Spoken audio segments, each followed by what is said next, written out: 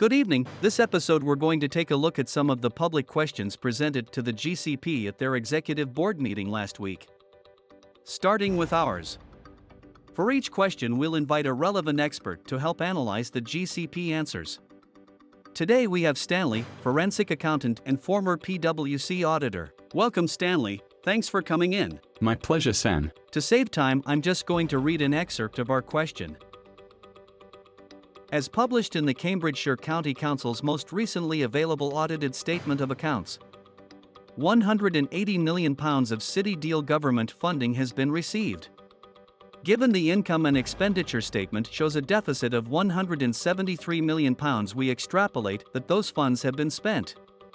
Where will the money come from to complete the C2C project if it is progressed today?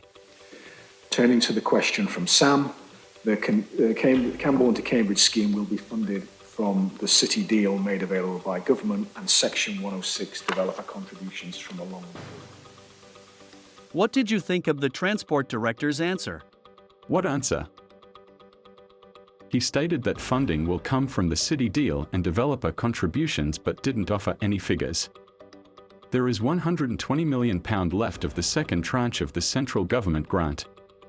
The GCP themselves project build costs to be over £160 million.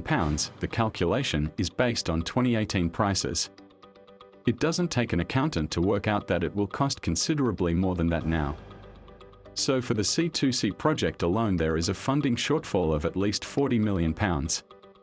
Factor in inflation and maintenance and that figure jumps up tenfold. But developers will have to contribute through Section 106 and other such contractual agreements? Looking through the meeting minutes, the developer contribution figures quoted are in the region of £30 million.